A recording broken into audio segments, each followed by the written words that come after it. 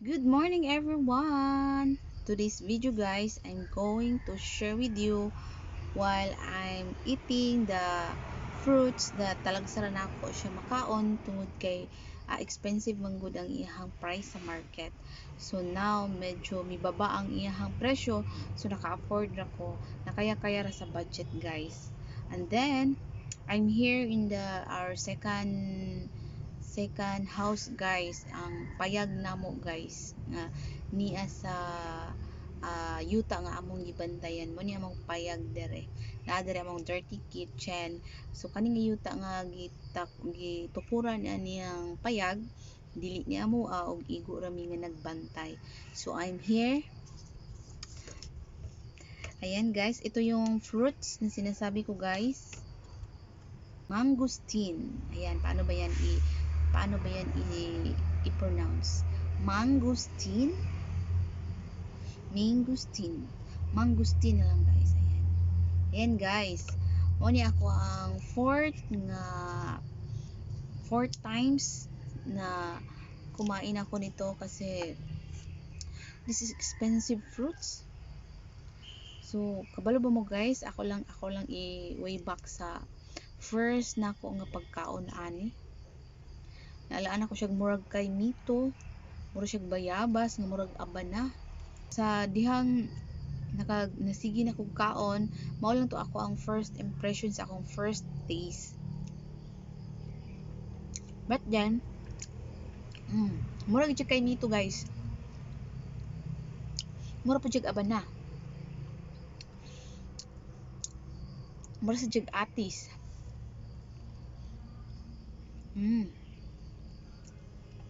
Pero masarap siya guys.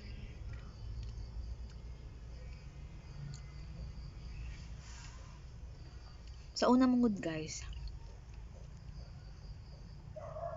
mga basic ra kayo ang fruits nga akong ginakaon. Ang available lang nga naa sa among area. Then, these fruits are not available in our environment. Kailangan pa siyang bilhin sa market kasi medyo expensive siya na fruits. Kaya pala expensive siya na fruits guys kasi ang dami palang mga benefits na makukuha mo sa fruits na to. At saka may nakapagsabi sa akin guys na itong balat guys, ato ra ni siyang ibulad dayon lagaon ug himong hinubig kanang mag-inom ka nga na murag inom kag tubig hinubig nimo. So daghan kay siya og tambal nga daghan kay siya og benefits makaayo sa atong lawas. So kaning panit din ako ni ilabay guys. Ako ning ibulad. Mura siya kay mito. Yato ning gaon guys. Di man ginato malikayan ng mga nagkadaiyang mga sakit no. Even the doctors are having kini ang cancer. The vlogger, the doctor na nga vlogger, meron siyang cancer. So kita maningkamot na lang ta nga magmukaon sa sakto nga mga pagkaon para mailayo ta sa mga cancer no. Ay pobre pa ta. Samot na tagka pobre o samot kaluoy kung magsakit pa gid ta. May nila ng mga dato, arang-arang nila ng mga dato kung magsakit kay naa pa may kwarta. Pero kitang mga pobre, tsugi gid diretso.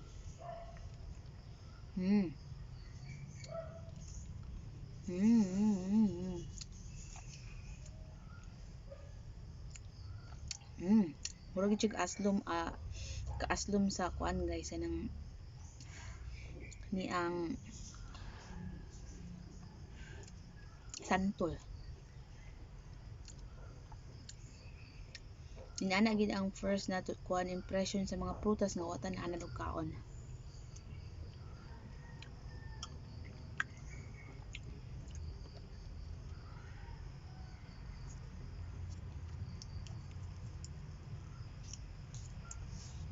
Mm.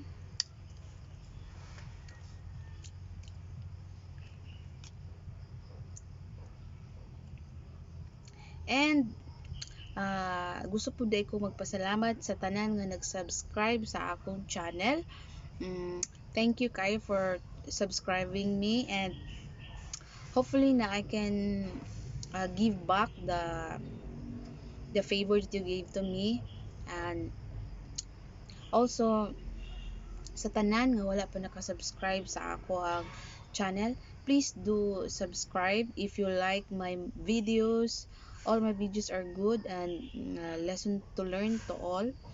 And please do like na rin, and you can leave your message below so that I can know who are you.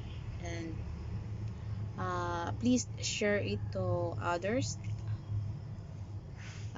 Your favor or your subscription can really help my channel to grow more. Ayan guys, oh ayan. Hmm.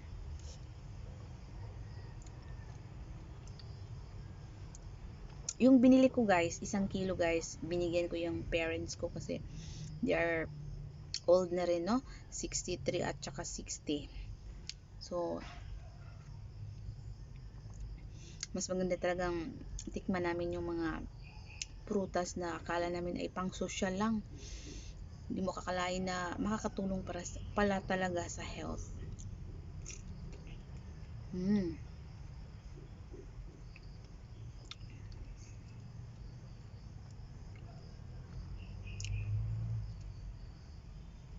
Hmm.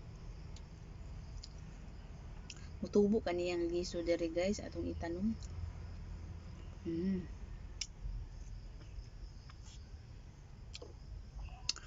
I will try to plant this liso niya guys. Bas hindi ay mutubo.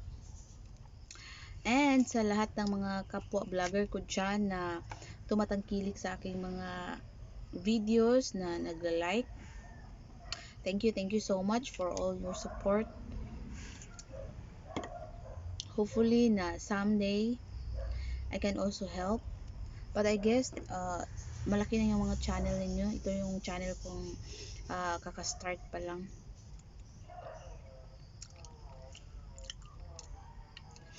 And sa lahat ng aking mga subscribers na patuloy na tumatangkilik sa aking mga videos. Thank you so much guys. Nakakapagod na yung panunood. Thank you for always helping me.